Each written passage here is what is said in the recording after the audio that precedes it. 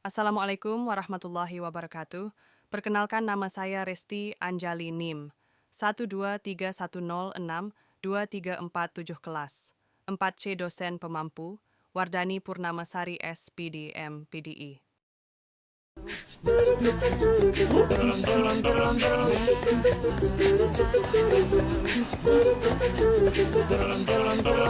Hai teman-teman, pernah nggak sih kalian bertanya, apa sebenarnya uang itu? Kenapa kita butuh uang? Yuk, kita bahas bersama-sama di video kali ini. Uang secara luas adalah sesuatu yang dapat diterima secara umum sebagai alat pembayaran dalam suatu wilayah tertentu, atau sebagai alat pembayaran utang, atau sebagai alat untuk melakukan pembelian barang dan jasa. Dengan kata lain, bahwa uang merupakan alat yang dapat digunakan dalam melakukan pertukaran baik barang maupun jasa dalam suatu wilayah tertentu saja. Perkembangan jenis mata uang yang beredar di Indonesia setelah kemerdekaan 1945 beragam. Hal ini tentu tidak terlepas dari kondisi dan situasi yang penuh gejolak pasca kemerdekaan tersebut. Namun, setelah tahun 1951, dengan berlakunya Hukum Darurat Nomor 20 tahun 27 September 1951, ditetapkan alat pembayaran yang sah, kecuali Irian Barat, adalah rupiah. Kemudian diperkuat lagi dengan keluarnya Undang-Undang Pokok Perbankan Nomor 13 tahun 1668 yang menetapkan satuan hitung uang Indonesia adalah rupiah dan disingkat Free. Jenis-jenis uang 1. Berdasarkan bahan A, uang logam merupakan uang dalam bentuk koin yang terbuat dari logam, baik dari aluminium, kupronikel, bronze, emas, perak, atau perunggu, dan bahan lainnya. Biasanya uang yang terbuat dari logam dengan nominal yang kecil. Di Indonesia, uang logam terdiri dari pecahan 5 rupiah, 10 rupiah, 25 rupiah, 50 rupiah, 100 rupiah, 500 rupiah, 1000 rupiah, dan 10.000 rupiah. B. Uang kertas merupakan uang yang bahannya terbuat dari kertas atau bahan lainnya. Uang dari bahan kertas biasanya dalam nominal yang besar, sehingga mudah dibawa untuk keperluan sehari-hari. Uang jenis ini terbuat dari kertas yang berkualitas tinggi, yaitu tahan terhadap air, tidak mudah robek atau luntur. Pecahan uang kertas di Indonesia adalah dimulai dari 100 rupiah sampai 500 rupiah, 1000 rupiah, 5000 rupiah, 10.000 rupiah, 20.000 rupiah, 50.000 rupiah, dan 100.000 rupiah. Berdasarkan nilai A, bernilai penuh, full-bodied money, merupakan uang yang nilai intrinsiknya sama dengan nilai nominalnya, sebagai contoh uang logam, di mana nilai bahan untuk membuat uang tersebut sama dengan nominal yang tertulis di uang B. Tidak bernilai penuh, representative full-bodied money, merupakan uang yang nilai intrinsiknya lebih kecil dari nilai nominalnya.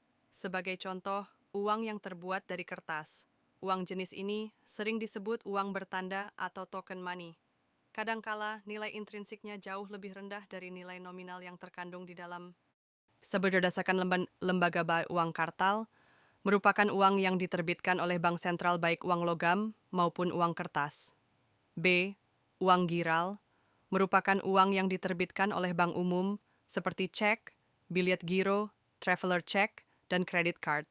I'm a poet on myself. Check the money making bank account number.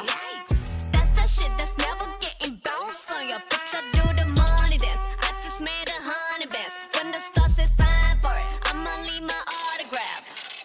Dollar bills, won't you falling for me? I love the way that feels. Fungsi uang. Pada awalnya, fungsi uang hanyalah sebagai alat guna memperlancar pertukaran. Namun, seiring dengan perkembangan zaman, fungsi uang pun sudah beralih dari alat tukar ke fungsi yang lebih luas. Uang sekarang ini telah memiliki berbagai fungsi sehingga benar-benar dapat memberikan banyak manfaat bagi pengguna uang. Beragamnya fungsi uang berakibat penggunaan uang yang semakin penting dan semakin dibutuhkan dalam berbagai kegiatan masyarakat luas. Fungsi-fungsi dari uang secara umum yang ada dewasa ini adalah sebagai berikut. 1. Alat tukar-menukar. Dalam hal ini, uang digunakan sebagai alat untuk membeli atau menjual suatu barang maupun jasa. 2. Satuan hitung. Fungsi uang sebagai satuan hitung menunjukkan nilai dari barang dan jasa yang dijual atau dibeli. 3. Penimbun kekayaan. Dengan menyimpan uang berarti kita menyimpan atau menimbun kekayaan sejumlah uang yang disimpan karena nilai uang tersebut tidak akan berubah. 4.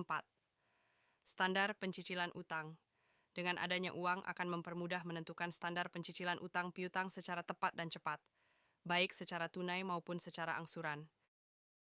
Perkembangan sistem pembayaran. Sistem pembayaran kini makin berkembang dari yang awalnya pakai uang tunai menjadi serba digital. Orang sekarang lebih sering bayar pakai kartu, transfer lewat HP, atau scan QR code lewat dompet digital seperti OVO dan GoPay. Kemajuan ini juga didukung oleh fintech yang bikin layanan keuangan jadi lebih mudah diakses. Meski praktis, tetap ada risiko seperti kebocoran data, jadi penting untuk bijak menggunakannya. Pemerintah dan Bank Indonesia juga terus mendorong penggunaan pembayaran digital supaya transaksi jadi lebih cepat dan aman untuk semua orang. Pengertian uang digital. Uang digital, digital money atau electronic money adalah bentuk uang yang tersimpan secara elektronik dan digunakan untuk transaksi tanpa bentuk fisik seperti uang kertas atau logam. Uang digital hanya bisa diakses melalui perangkat elektronik seperti komputer, ponsel pintar, atau kartu khusus. Jenis-jenis uang digital 1. E-wallet, dompet digital. Digunakan untuk menyimpan saldo dan melakukan pembayaran digital di berbagai platform. Contoh, OVO, GoPay, Dana, ShopeePay. 2. Digital banking layanan bank yang memungkinkan transaksi dilakukan secara online tanpa harus ke bank fisik. 3. Cryptocurrency uang digital terdesentralisasi yang menggunakan teknologi blockchain. Contoh, Bitcoin, Ethereum. Berbeda dari e-wallet karena tidak dikelola oleh otoritas keuangan resmi. 4.